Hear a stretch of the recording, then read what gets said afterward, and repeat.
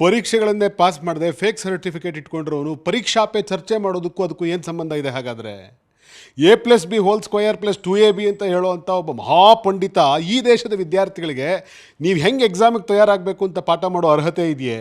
ನಾಲಿ ಮೇ ಗ್ಯಾಸ್ ಕ ಉತ್ಪಾದನೆ ಕರ್ನಾ ಕೈಸಾ ಅಂತ ಹೇಳಿ ಈ ದೇಶದ ವಿಜ್ಞಾನಿಗಳಿಗೆ ವಿಜ್ಞಾನ ಬೋಧನೆ ಮಾಡೋಕೆ ಹೊರಟಿರುವಂಥ ಮಹಾಜ್ಞಾನಿಗೂ ಬಹುಶಃ ಶಿಕ್ಷಣದ ಬಗ್ಗೆ ಮಾತಾಡುವಂಥ ಯಾವ ಅರ್ಹತೆ ಇದೆ? ಸಂಪೂರ್ಣವಾಗಿ ಮೋಡ ಕವ್ಕೊಂಡಿರೋ ಸಂದರ್ಭದಲ್ಲಿ ನೀವು ಅಟ್ಯಾಕ್ ಮಾಡಿ ಅವಾಗ ರೆಡಾರ್ಗಳಿಗೆ ಅದು ಗೊತ್ತಾಗಲ್ಲ ಅಂಥೇಳಿ ನಮ್ಮ ಭಾರತೀಯ ಸೇನೆಗೆ ನಾನೇ ಐಡಿಯಾ ಕೊಟ್ಟೆ ಅಂತ ಹೇಳಿ ಎದೆ ತಟ್ಕೊಳ್ಳುವಂಥ ಒಬ್ಬ ಮಹಾನ್ ಅಜ್ಞಾನಿಯೊಬ್ಬನಿಗೆ ಪರೀಕ್ಷೆ ಬಗ್ಗೆ, ಪರೀಕ್ಷಾ ಪೇ ಚರ್ಚೆ ಬಗ್ಗೆ ಮಾತನಾಡೋದಕ್ಕೆ ಏನು ಅರ್ಹತೆ ಇದೆ? ಎದೆ ಸೀಳಿದ್ರೆ 3 ಅಕ್ಷರ ಅಲ್ಲ ಬೇಕಿರೋದು. ಎದೆ ಸೀಳಿದ್ರೆ ಕರುಣೆ ಬೇಕು, ಎದೆ ಸೀಳಿದ್ರೆ ಜ್ಞಾನ ಬೇಕು, ಎದೆ ಸೀಳಿದ್ರೆ ಮನುಷ್ಯನ ಬಗ್ಗೆ ಅಂತಃಕರಣ ಇರಬೇಕು. ಅದು ಯಾವುದೂ ಇಲ್ಲದೆ ಕ್ರೌರ್ಯ ತುಂಬಿರುವಂಥ ನೀವುಗಳು ಯಾವುದನ್ನು ಮಾಡೋಕೆ ಹೊರಟಿದ್ದೀರಿ? ಎಂಥ ದೇಶವನ್ನು ಕಟ್ಟಕ್ಕೆ ಹೊರಟಿದ್ದೀರಿ? ನಿಮ್ಮದೇ ABVP ಕಾರ್ಯಕರ್ತರ ಬಗ್ಗೆ ಮಾತನಾಡಿ. ನಿಮಗೆ ತಾಕತ್ತಿದ್ರೆ ಅದನ್ನು ಎಕ್ಸ್ಪೋಸ್ ಮಾಡಿ. You divided this country in the name of religion, caste, creed and other reasons. Performance ಏನಿದೆಯಲ್ಲ, ಈ ಯುವಕರು ಮಾಡ್ತಿರೋ ರೀತಿ ಇದೆಯಲ್ಲ, ಅದು ಅದ್ಭುತ. ಇವತ್ತು ಈ ದೇಶದ ಮೈನ್ ಸ್ಟ್ರೀಮ್ ಮೀಡಿಯಾಗಳೆಲ್ಲವೂ ಕೂಡ ಮುಖ ಮುಚ್ಕೊಂಡು ಓಡಾಡೋ ಥರ ಮಾಡಿದ್ದಾರೆ ಆ ಹುಡುಗರು. ಪೊಲೀಸರು ನಮ್ಮನ್ನು ರಕ್ಷಣೆ ಮಾಡ್ತಾರೆ ಅಂತ ಹೆಂಗೆ ನಂಬೋದು ನಾವು? ಪೊಲೀಸರು ಇವರ ಕೈಯೊಳಗಡೆ ಸಿಕ್ಕಿರುವಂಥ ಪಪ್ಪೆಟ್ಗಳಾಗಿದ್ದಾರೆ. ಬಾಯಲ್ಲಿ ಮೂಳೆ ಇದ್ದರೆ ಯಾವ ನಾಯಿಯೂ ಬೊಗಳಲ್ಲ ಅಂಥೇಳಿ. ಹಾಗಾಗಿ ಇವತ್ತು ಈ ದೇಶದ ಮಾಧ್ಯಮಗಳ ಪರಿಸ್ಥಿತಿ ಆ ಹಂತಕ್ಕೆ ಬಂದು ಹೋಗ್ಬಿಟ್ಟಿದೆ. ಜಗತ್ತು ತಿರುಗಿ ನೋಡೋ ಥರ ಭಾರತ ದೇಶದ ಯುವಕರು ಹೋರಾಟ ಮಾಡ್ತಾ ಇದ್ದಾರೆ. ಯಾರೋ ಒಬ್ಬ ಅಡುಗೆ ತೊಗೊಂಡು ಬರ್ತಾ ಇದ್ದಾನೆ, ಯಾರೋ ಒಬ್ಬ ಮುಸಲ್ಮಾನ ಊಟ ಬಡಿಸ್ತಾ ಇದ್ದಾನೆ, ಇನ್ಯಾರೋ ಒಬ್ಬ ಸರ್ದಾರ್ಜಿ ಬಂದು ಆ ಹೆಣ್ಣು ಮಕ್ಕಳನ್ನ ಪೊಲೀಸ್ನವ್ರು ಮುಟ್ಕೊಡ್ದು ಅಂತ ಹೇಳಿ ರಕ್ಷಣೆ ಕೊಡ್ತಾ ಇದ್ದಾನೆ. ಸುಮ್ಮನೆ ನಿಂತಿದ್ದ ಹೆಣ್ಮಕ್ಳಿಗೆ ಹೋಗಿ ಕೆನ್ನೆಗೆ ಬಾರಿಸ್ತಾನ್ರಿ. ಅವರ ಫೋಟೋ ಸಮೇತ, ಅವರ ಹೆಸರು ಸಮೇತ ಸೋಷಿಯಲ್ ಮೀಡಿಯಾಗಳಲ್ಲಿ ಅವರನ್ನು ಟ್ರೋಲ್ ಮಾಡಿ ಉಗಿತಾ ಇದ್ದಾರೆ ಈ ದೇಶದ ಯುವಕರು.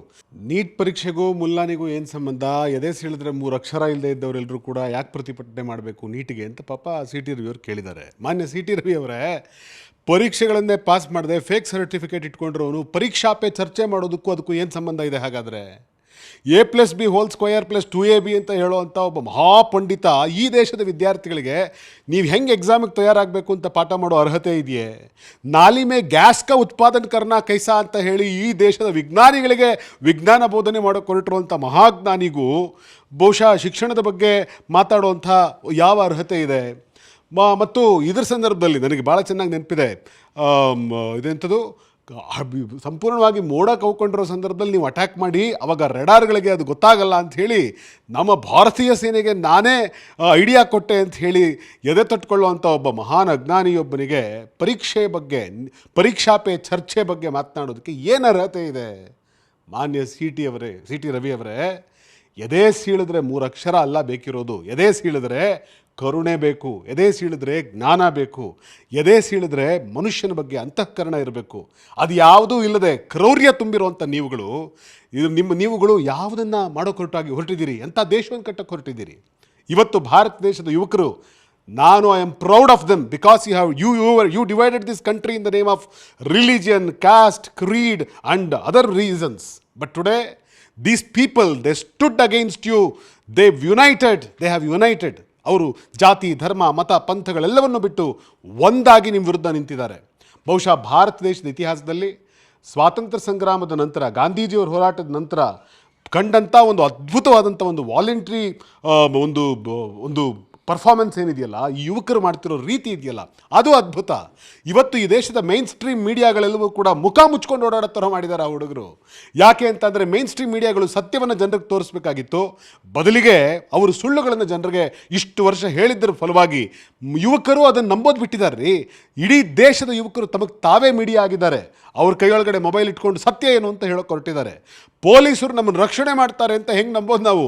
ಪೊಲೀಸರು ಇವರ ಕೈಯೊಳಗಡೆ ಸಿಕ್ಕಿರುವಂಥ ಪಪ್ಪೆಟ್ಗಳಾಗಿದ್ದಾರೆ.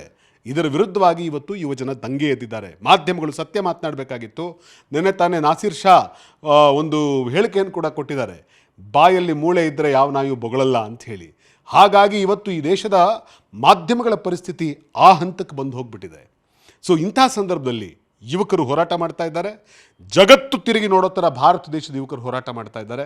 ಅವರ ಹೋರಾಟದ ಕಿಚ್ಚು, ಅವರೊಳಗಡೆ ಇರುವಂಥ ಕೆಚ್ಚು, ಅವರೊಳಗಡೆ ಇರುವಂಥ ಒಂದು ವೈಚಾರಿಕ ಸ್ಪಷ್ಟತೆ, ಅವರೊಳಗಡೆ ಇರುವಂಥ ದೇಶಕ್ಕೆ ಆಗ್ತಾ ಇರುವಂಥ ಅನ್ಯಾಯವನ್ನು ಖಂಡಿಸೋದಕ್ಕಾಗಿ ಇರುವಂಥ ಉತ್ಸಾಹ, ಆ ರಣನೀತಿಗಳು ಬಹುಶಃ ನನಗನ್ಸುತ್ತೆ ಇಡೀ ಭಾರತ ಅವ್ರಿಗೊಂದ್ಸತಿ ಸಲ್ಯೂಟ್ ಮಾಡಬೇಕು ಅನ್ಸುತ್ತೆ. ಅಲ್ಲಿ ಜಾತಿ ಇಲ್ಲ, ಧರ್ಮ ಇಲ್ಲ, ಮತ ಇಲ್ಲ, ಪಂಥ ಇಲ್ಲ.